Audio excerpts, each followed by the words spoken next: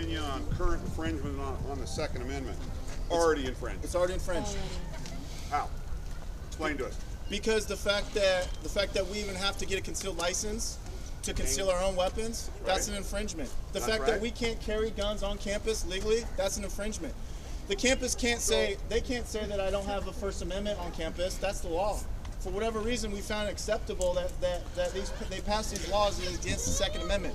You, as a law-abiding citizen, should be able to, on public property, carry your gun anywhere in a safe manner, kept in your holster at all times. So what you're saying is we should have stood up a long time ago. Yes, sir. Dissuade. Yes, sir. Man. Better late than never. Thank you. Yes, sir. I agree with that. Another thing, too, you look at the difference of laws. In Oregon, Washington's a little bit different. Obviously, you have the different laws in each state, but in Oregon, cities are allowed to pass their own unconstitutional laws when it comes to Second Amendment. So you can't travel down I-5 without breaking laws randomly as you go down. In Portland, you actually have to have a concealed license to carry at all anywhere within the city of Portland. But then you go south down I-5, then you're allowed to open carry without your concealed license. And that's another problem. And that's the thing, Washington's been trying to do that forever. It's not in this bill, but Washington is trying to make it so that each city council, so 5 people on a city council can determine what your constitutional right is or is not. And guess who's going to determine that? Seattle's going to determine that. Seattle has 1/3 of all the voters in the state of Washington, okay? And the interesting thing about Seattle, if there's an R next to it, a Republican next to the name, they're gonna all vote no. They don't even care who the person is, what he believes in. But if there's a conservative initiative, not this one, but there's a conservative initiative that's not R or D, most of the time, half of the people are more gonna vote conservative, okay? So we can't allow people in Seattle to determine what the rest of the state of Washington is going to do. I don't know if you guys have been into Seattle, but the culture there is crazy. It's not as bad as Portland, but it's absolutely insane. If you want to wear a MAGA hat through downtown Seattle, if you're by yourself, I can guarantee you're going to get your ass beat. Those are not the people that we want to allow to run this state, but they've been running it for far too long because we have too many people in the youth who are not registered to vote or not voting at all, or they're being indoctrinated by the media or this culture, this left-leaning culture where, especially with the Second Amendment, there's people who seriously think that when I open carry, they think it's an act of violence, an act of aggression. It's not. Yes, it's protection. It's a deterrent. Hey, Do you want to come up here and say something? No. Okay. No, I got you, Doug. Okay. I like it. Okay, but I just got a question. Okay. What if some of us have problems with politicians and infringe our Second Amendment rights? We're supposed to remove them from office. Yeah. It says it. Yeah. We are supposed to go and say, look, this is our Second Amendment. We own it as Americans. It's not up to you. You are way over and beyond anything we elected you for. You stood up there and said, I promise to uphold, not destroy. That's right. Wait a minute. This isn't right. Yeah. So let me talk about that. That's Please. a great point. So this is the change of culture we got to have. This is the state of mind our forefathers had. Okay, it was rebellion to tyrants is obedience to God. Okay, they truly believed in their own hearts. They're spiritual. They believed that they had not just the right, but they had an obligation to go against King George, because this man did not represent the people and he did not represent God. The things he did was he would kill you for any selfish reason. He wasn't there to serve the people. King George came to serve himself, not serve the American people. Jesus came to be selfless, to serve the world. And so in their minds, they believed that they had to go against King George because he rejected the authority of God. This is what we got to change the culture in our country, even if you don't believe in God. We all know that these politicians rejected the authority of God, or they rejected the authority of just being good people, respecting our rights, respecting our liberties. So we have to look at it as our obligation, our moral obligation, okay, to take away their authority. Because what they're doing in this government is completely evil. If you look at the corruption, I'm going to bring up something right now, and a lot of you guys are going to be like, oh shit, here we go. One thing that we need to look into is there is a huge problem with pedophilia in this country and human trafficking, especially with our politicians. Look into the Clinton family. It's not just the left, it's both. It's the left and right. This government is completely out of control.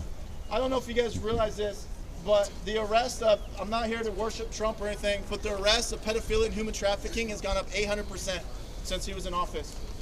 So we cannot allow these people who are evil, who are taking away your rights in this government. They're not the ones who should be having the guns. It should be us, the American people. We've been playing defense for far too long. We keep doing this stuff. When they come to take our guns and we play defense, we need to start pushing back. We need to start putting up initiatives that lower the amount of regulations and lower the amount of laws in Washington State. Amen. Any other questions? Yeah, I have a question. Yeah. This seems really obviously extremely peaceful. Yeah. Why did our college president cancel class, say you guys were violent? Why did they do that, and have they spoken to you yet? Okay, good question. I should have talked about that in the beginning. So, let me explain something about that goes into Portland, okay? We've had rallies all over the state of Washington. No violence, you guys don't hear about it because most cities in the state of Washington, including Seattle, they enforce the law. They have law and order. Vancouver is a beautiful city. The police do an amazing job. They respect authority. Hey, did you guys see them block traffic in Portland the other week? And if they didn't obey, they would attack the car. Did you see the video of the guy calling the police? There's a police officer blocked down the street. They didn't respond. Can you imagine if they did that in Vancouver?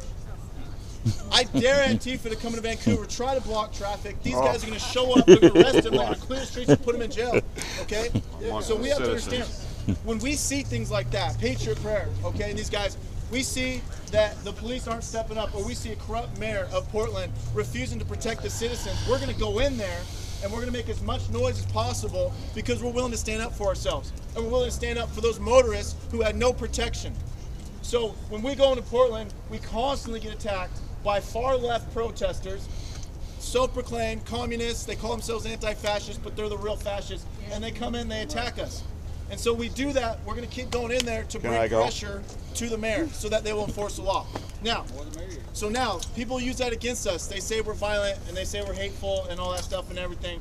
And so when we come here, they use that as an excuse. But to be honest with you, they're more afraid of my message, of our message, than they are of anyone fighting. Because they know for a fact that no protesters will come here to Vancouver and be violent. Nobody. No. Because we have who wants to go to jail? In Portland, even if you get arrested, they're going to release you an hour later and the charges will get dropped. We follow it. We follow everyone that gets arrested. We figure out who they are. We see what it gets dropped over and over again. So, and then, and then also, he talks about hate. The president talked about hate, bigotry, racism. Okay, like I said earlier, we still have that $2,000 bounty for anything hateful I've ever said. Everything I say is the opposite of hatred. I despise hatred. It's something that weighs heavy on my heart. I get it all the time. I get it from people. I can't go through one day without 100 people calling me a Nazi, calling me racist, calling me a bigot, calling me all these things that I'm fighting against. I'm fighting against bigotry. Bigotry is just not being able to respect someone else's opinion who's different from you. That's something that I value, that I believe in. That's what we need. It's just empathy, okay? I think the most important thing to do is to love the people that hate us. Yes, absolutely.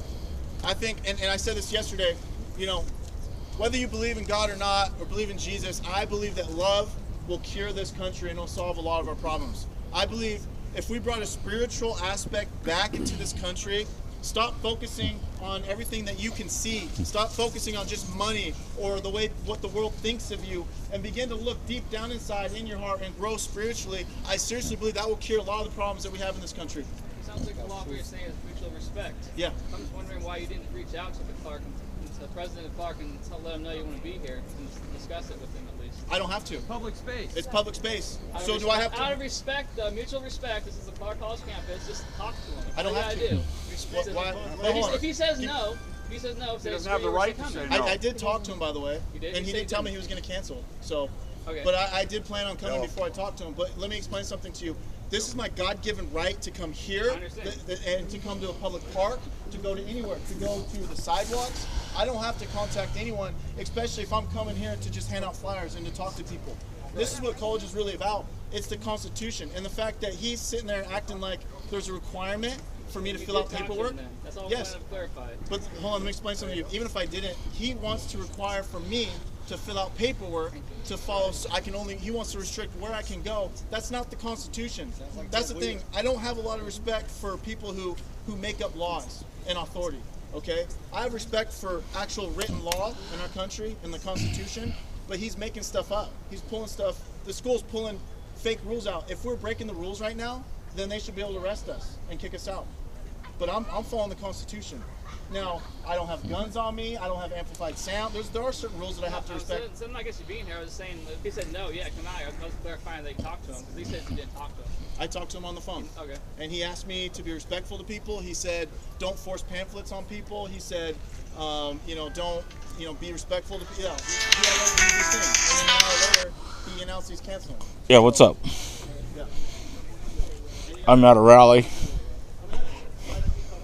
Yep. So with the media picking and choosing what we do Clark in College. about certain policies and initiatives that Yep. are coming up, how do we stay informed about certain policies Huh? that are coming before we get ballots? Sure.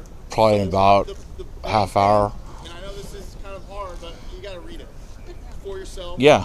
Underline things, kind of go through it. If you're confused about certain parts in it, then research that. Yeah, How do you know when those are coming up though? what time is it? The Way initiatives. beforehand. One. Right, And the appointment's at 3? Yeah, just pick me up at the house. Heard about this at all if it weren't for them. Yeah. No, it's out there. You can research it. You'll know before it comes out. I don't know the exact website. If someone knows that. But what's that? It's law.gov. You can go on there and know what they're mailing. Okay. Secretary of State. Yeah, thank you. Yeah, but she wants to know before. Okay. Yeah. So right now you All right. have until Tuesday, November 6th, Mhm. on Tuesday, to personally hand in your ballot or mail it. I would personally hand it in to all the ballot boxes. Yeah, that's good. If you guys are not registered to vote, you can go down All right. to the Bye. Clark County. You go down there. Clark County elections. You can go in there. They can get your ballot right there. Get you registered. Get it done. Get it over with. I want to tell you something I feel real guilty about. I didn't vote. I didn't participate for a long time. Okay.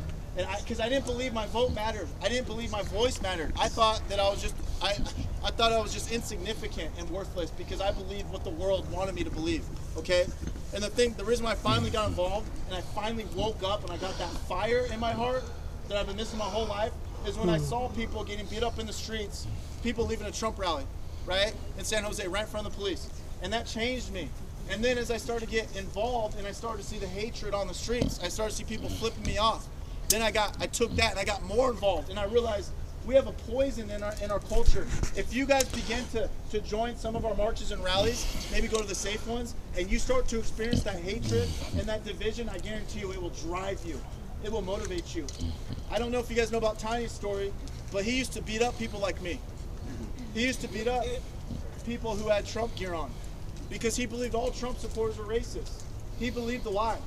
But he was able to, he went to hear my speech, kind of maybe some of you guys thinking I'm some hateful racist bigot, and I'm talking about unity and love and mutual respect and God and freedom, and he's like, this is the worst Nazi I've ever seen in my life. He decides out of nowhere, he feels that calling, right? Like, who is this guy? What do they do? He drives, 12 hours with a bunch of white guys, a bunch of bikers, right? And the whole time he's in the back like, are these guys gonna kill me? Like, what's going on? And the thing that opened his mind is I know this is kind of a dumb story, but it's like true. Like, they drive by a Mexican whose tire is broken or whatever. He's trying to fix his tire. And Tiny doesn't say anything because he wants to see what they're going to do. And they drive by, they just stop, they get out of the car, they help him. You know, these guys are supposed to hate Mexicans, supposedly. They help him, and then it kind of lightens his heart. He goes all the way down to Berkeley. That's when I first met him. I walk up, I see this guy, he's like, oh shit, who is this guy? And we shake hands, we meet, we hug or whatever, and we have not been separated since then because what happened was he saw Antifa march around the corner. And at that time, this group was backed by the Democrats, backed by people on the left. I'm not trying to, put blame anywhere, but no one was calling them out. They come around the corner, just start yelling some vile, derogatory things, pure hate speech that you've ever heard. And he spends the whole day protecting Trump supporters. That was a Trump rally, protecting Trump supporters that day. And that's what drives him. That's what motivated him. And I'm saying, you guys all have a calling in life. All of you. It's not necessarily doing what we do, But most of us are asleep in life right now. I'm telling you, most of us. And now that I'm awake, living the way that God built me, when I gave my first speech, 30 seconds in, I was like,